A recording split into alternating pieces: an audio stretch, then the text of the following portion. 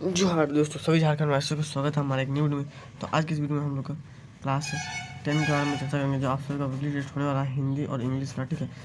हिंदी और इंग्लिश का आप सभी का वीकली टेस्ट होने वाला है, क्योंकि आप सभी का, ठीक है। तो उसके बारे में हम लोग चर्चा करेंगे। आप सभी का 20 तारीख को वीकली टेस्ट होने वाला है, ठीक है। 20 जुलाई को आप सभी का हिंदी और इंग्लिश का, तो उसी विषय में हम लोग आज हिंदी का देख के आए हैं, ठीक है। चलिए फटाफट हम लोग वीडियो को शुरू करते हैं। वीडियो को शुरू करने से पहले हमारे यूट्यूब चैनल जो नए जल्दी से हमारे चैनल को सब्सक्राइब करें और अपने दोस्तों को शेयर करें। तो चलिए फटाफट हम लोग इस वीडियो को शुरू करते हैं। देखिए, यहाँ पहला प्रश्न पूछ रहा है कि, ठीक है, ये प्रश्न महत्वपूर्ण, वेरी इंपॉर्टेंट प्रश्न है वाला है, ठीक है। बहुत ही महत्वपूर्ण प्रश्न है और ये प्रश्न आपको याद कर लेना है, ठीक है। चलिए देखिए, पहला प्रश्न हमें पूछ रहा है कि उद्धव कृष्ण का कौन सा संदेश लेकर आए थे, ठीक है। तो यहाँ पे देखिए ऑप्शन में दिया हुआ कि प्रेम संदेश, अनुराग संदेश, योग संदेश या इनमें से कोई नहीं, ठीक है। तो इसका सही उत्तर हो जाएगा योग संदेश, ठीक है। योग संदेश हो जाएगा इसका सही उत्तर। ऑप्शन नंबर सी, योग संदेश हो जाएगा इसका सही उत्तर। चलिए सेकंड हम लोग चलते हैं। सेकंड नंबर का प्रश्न पूछ रहा है, कृष्ण की संगति में रहकर भी कौन उनके प्रेम से अछूत रहा है। तो देखिए ऑप्शन यहाँ पर नीचे दिया गया है, ठीक है। ऑप्शन देखिए, उद्धव, गोपियाँ, राधा, इनमें से कोई नहीं। तो इसका राइट आंसर हो जाएगा उद्धव, ठीक है। उद्धव हो जाएगा इसका राइट आंसर। चलिए नेक्स्ट हम लोग चलते हैं क्वेश्चन नंबर 3 की तरफ। देखिए क्वेश्चन नंबर 3 में हमारा पूछा है कि उद्धव के व्यवहार की तुलना किसके पत्ते से की गई है, ठीक है। तो देखिए पीपल के, कमल के, केला के, नीम के। तो इसका राइट आंसर हो जाएगा कमल के, ठीक है, कमल के पत्ते से। अब हम लोग क्वेश्चन नंबर 4 में चलते हैं। क्वेश्चन नंबर 4 में हमारा पूछ रहा है, गोपियों को अकेला छोड़कर कृष्ण कहाँ चले गए। तो देखिए यहाँ पे ऑप्शन दिया हुआ, ब्रज, द्वारका, मथुरा या वृंदावन। तो इसका राइट आंसर हो जाएगा मथुरा, ठीक है। मथुरा इसका राइट आंसर हो जाएगा। अब हम लोग चलते हैं क्वेश्चन नंबर 5 में। देखिए क्वेश्चन नंबर 5 का हमारा प्रश्न है कि गोपियों को कृष्ण का व्यवहार कैसा प्रतीत होता है, ठीक है। तो देखिए यहाँ पे ऑप्शन दिया हुआ है, उदार, छलपूर्ण, निष्ठार, इनमें से कोई नहीं। तो इसका राइट आंसर क्या हो जाएगा, छलपूर्ण। छलपूर्ण उनका व्यवहार लगता था, ठीक है। 5 नंबर का आंसर हो गया। अब हम लोग चलते हैं क्वेश्चन नंबर 6 में। देखिए यहाँ पे क्वेश्चन नंबर 6 में पूछता, गोपियाँ स्वयं को क्या समझती हैं, ठीक है। तो ऑप्शन देखिए यहाँ पे, डरपोक, निर्बल, अबला, साहसी। तो इसका राइट आंसर हो जाएगा अबला, ठीक है। ऑप्शन सी नंबर, ठीक है, सी नंबर का ऑप्शन हो जाएगा अबला समझती हैं गोपियाँ। चलिए नेक्स्ट हम लोग चलते हैं क्वेश्चन नंबर 7 की तरफ। गोपियाँ किसके प्रेम में असक्त हो गई हैं। तो देखिए ऑप्शन यहाँ पे, उद्धव प्रेम, कृष्ण प्रेम, संगत प्रेम, इनमें से कोई नहीं। तो इसका राइट आंसर तो आप सभी को पता ही होगा, बिल्कुल ये हो जाएगा कृष्ण प्रेम, ठीक है। अब हम लोग चलते हैं क्वेश्चन नंबर 8 की तरफ। देखिए यहाँ पे क्वेश्चन नंबर 8 में हमारा दिया हुआ है कि इनमें से किस पक्षी की तुलना गोपियों से की गई है। देखिए ऑप्शन यहाँ पे दिया हुआ है, कोयल, मोर, हरील, चोकर। तो इसका राइट आंसर हो जाएगा हरील, ठीक है।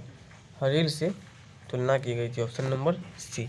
चलिए क्वेश्चन नंबर 9 की तरफ चलते हैं। यहाँ पर देखिए हमारा पूछ रहा है, किसने प्रेम की मर्यादा का उल्लंघन किया है। गोपियों ने, उद्धव ने, राजा ने या कृष्ण ने। तो इसका राइट आंसर हो जाएगा ऑप्शन नंबर डी, कृष्ण ने, ठीक है। ऑप्शन नंबर डी हो जाएगा। चलिए क्वेश्चन नंबर 10 की तरफ चलते हैं, जो हमारा अंतिम प्रश्न रहने वाला है सब्जेक्ट ऑब्जेक्टिव का। इसका हम लोग सब्जेक्टिव की तरफ चलेंगे, ठीक है। तो देखिए पहला यहाँ पे क्वेश्चन पूछ रहा है क्लास 10 की हिंदी का प्रश्न नंबर 10 कि कृष्ण का योग संदेश लेकर कौन आए थे, ठीक है। देखिए ऑप्शन, उद्धव, बलराम, सेवक, इनमें से कोई नहीं। तो इसका राइट आंसर क्या हो जाएगा, उद्धव द्वारा, ठीक है। उद्धव ही संदेश को लेकर आए थे। चलिए अब हम लोग चलते हैं सब्जेक्टिव की तरफ। सब्जेक्टिव के कुछ प्रश्न देख लेते हैं। देखिए यहाँ पे खंड बी में हम लोग सब्जेक्टिव प्रश्न में पहुँच गए हैं, ठीक है। तो ये 11 नंबर का प्रश्न आपका रहने वाला है, बचपन में भोलानाथ का अपने पिता से कैसा जुड़ाव था, ठीक है। तो देखिए इसका आंसर, उनका बहुत गहरा जुड़ाव था, वे पिता के पास ही रहते थे, ठीक है। बहुत गहरा जुड़ाव था, वो पिता के पास रहते थे, ठीक है। चलिए अब हम लोग चलते हैं प्रश्न, इसका थोड़ा बचा हुआ है, वे उनके साथ शरारत करते थे। तो ये हो जाएगा क्वेश्चन नंबर 11 का आंसर। ठीक है, अब हम लोग चलते हैं क्वेश्चन नंबर 12 में, यानी कि 12 में। देखिए यहाँ पे पूछ रहा है, लेखक ने माँ के आंचल को क्या कहा है? तो आंसर देखिए यहाँ पे, प्रेम और शांति की दंदोवी की छाया। ठीक है, तो ये कहा गया है लेखक द्वारा।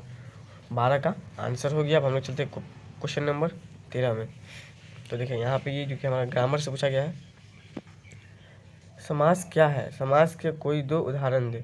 ठीक है, तो चलिए हम लोग इसको देखते हैं। देखिए यहाँ पे आंसर है, यहाँ पे देखिए आंसर, 2 या 2 से अधिक शब्दों के योग से नवीन शब्द बनने की विधि या क्रिया को समास कहते हैं। ठीक है, इसी विधि से बने शब्दों को समसात पद कहते हैं। ठीक है, जब समसात पदों को अलग अलग किया जाता है तो इस प्रक्रिया को समास विग्रह कहते हैं। चलिए अब देखिए उदाहरण यहाँ पे दिया हुआ है, उदाहरण दिया हुआ है। ठीक है, 2 उदाहरण यहाँ पे 3 दिया हुआ है। ठीक है, देखिए से रसोई घर, 10 वासी, ठीक है, देशवासी, चौराहा आदि। ठीक है, तो आदि मतलब और भी हो जाएगा, और यहाँ पे रसोई घर, देशवासी और चौराहा, तो ये तीनों जो कि महत्वपूर्ण हो जाएंगे इसके उदाहरण। अब हम लोग चलते हैं क्वेश्चन नंबर 14 की तरफ। ठीक है, देखिए यहाँ पूछा गया है, गोपियों के अनुसार राजा का धर्म क्या होना चाहिए?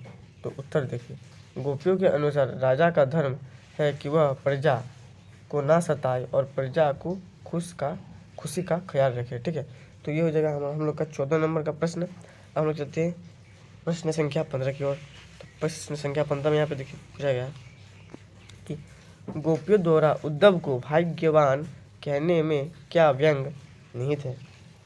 तो देखिए इसका आंसर यहाँ पे दिया हुआ है। ये थोड़ा सा लॉन्ग आंसर टाइप में हो जाएगा क्योंकि ये 5 अंक का प्रश्न है। तो चलिए फटाफट से हम लोग देखते हैं इसका आंसर।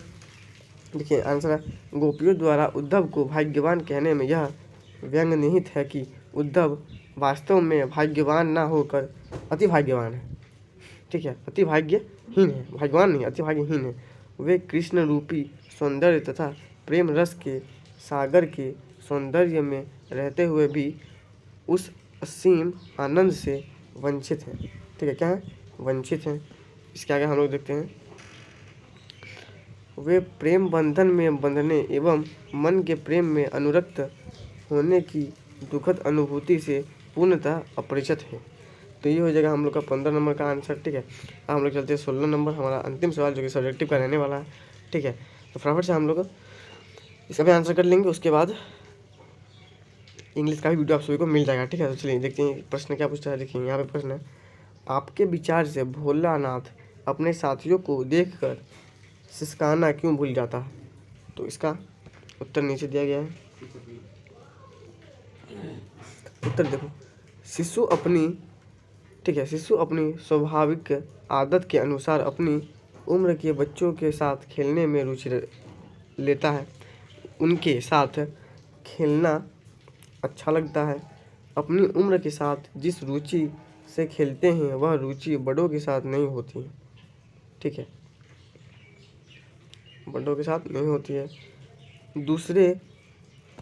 दूसरा कारण मनोवैज्ञानिक भी है। बच्चे को अपने साथियों के बीच सिसकना या रोने में हीनता का अनुभव होता है। यही कारण है कि भोलानाथ अपने साथियों को देखकर सिसकना भूल जाता है।